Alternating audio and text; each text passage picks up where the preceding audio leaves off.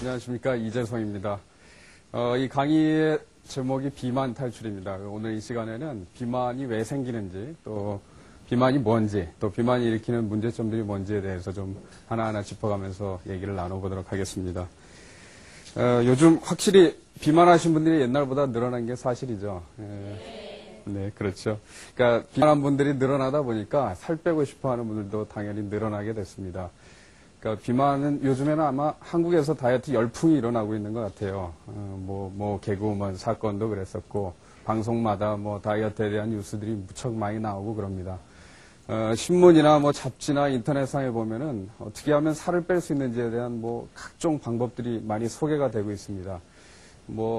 악덕업자들이 구속됐다는 얘기가 잡지에 이상한 광고를 내서 나온 지가 얼마 안 돼도 또 지나면 또 그 광고가 나타나고, 많은 사람들이 다이어트에 대해서 관심을 갖는 것은 참 바람직한 거라고 생각이 드는데, 문제는 나쁜 방법들이 일반인들에게 많이 알려지는 것이 제 마음에는 좀 부담스럽고 안타깝다는 생각이 듭니다.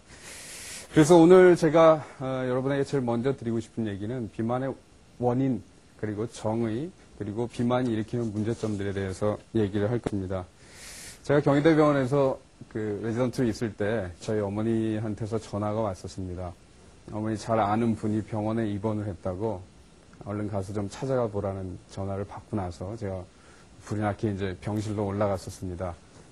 그래서 제가 깜짝 놀랐어요. 병실에 들어서자마자 그 아주머니께서 침대에 누워 계시는데 배가 이렇게 볼록하게 나와 있는 것이었습니다. 그래서 아주머니 찾아가지고 손을 잡으면서, 아주머니 제가 누구누구 아들인데요. 근데 아니 이게 뭐예요? 그러면서 제가 배를 가리켰더니 그 아주머니께서 하시는 말씀이, 이게 배야, 사과인 줄 알았어.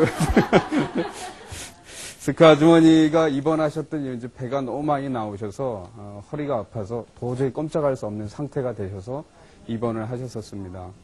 임신하면은 허리가 아파지죠, 배가 나오니까. 그런 것처럼 이 아주머니도 배가 너무 많이 나와서 허리를 붙잡아주고 있는 모든 근육이 다 고장이 나 있는 상태였었습니다. 그래서 일어날 수도 없고 걸을 수도 없고 그런 상태였었습니다.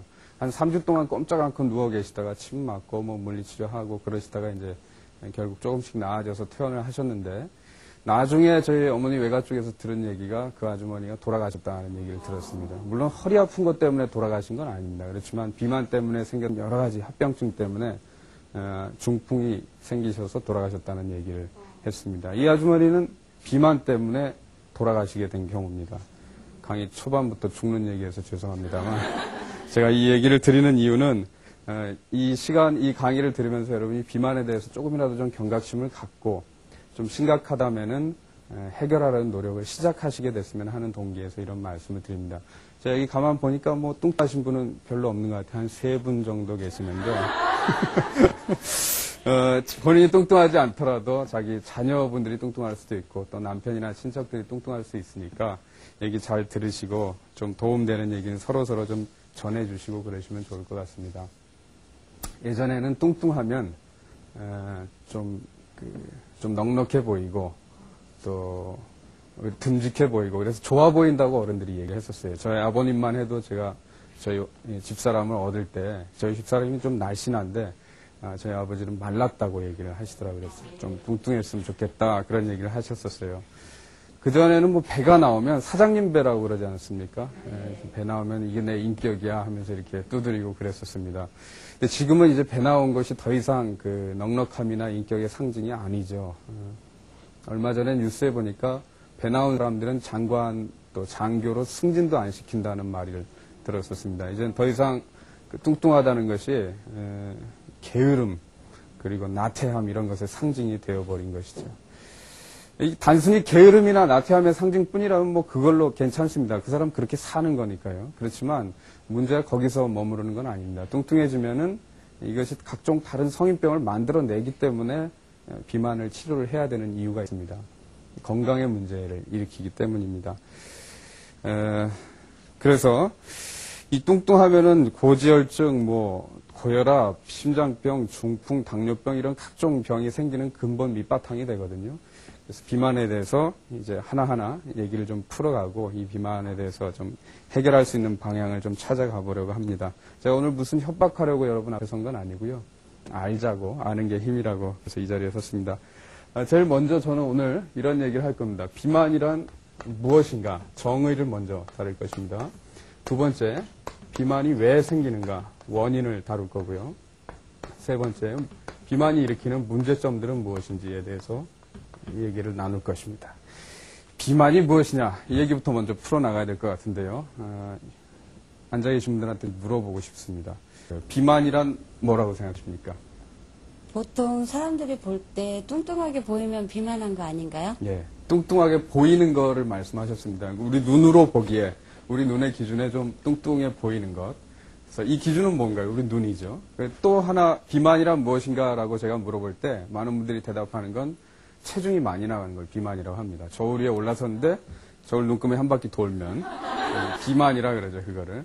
그래서 체중의 문제인가, 또 아니면 눈으로 보기에 뚱뚱해 보이는가, 외모상의 문제인가 가지고 이제 우리는 생각을 하게 되는데, 사실은 비만의 의학적 정의는 그것은 아닙니다.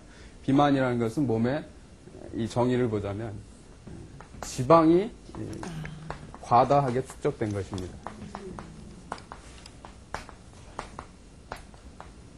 그래서 체중이 많이 나가느냐가 문제가 아니고 지방이 얼마나 많이 있느냐. 이건 뭐 저울 눈금이나 눈으로 보기에 알아낼 수 있는 사람은 없습니다. 아무리 600만 불의 사나이라도 눈으로 지방의 분량이 어느 정도 되는지는 알 수는 없죠. 이 측정은 체지방 측정기라는 기계를 가지고 측정하면은 바로 알 수가 있습니다. 어떤 분들은 이런 분들이 있습니다. 보기에는 뚱뚱해 보이는데 체중은 별로 안 나가는 사람들이 있는가 하면요.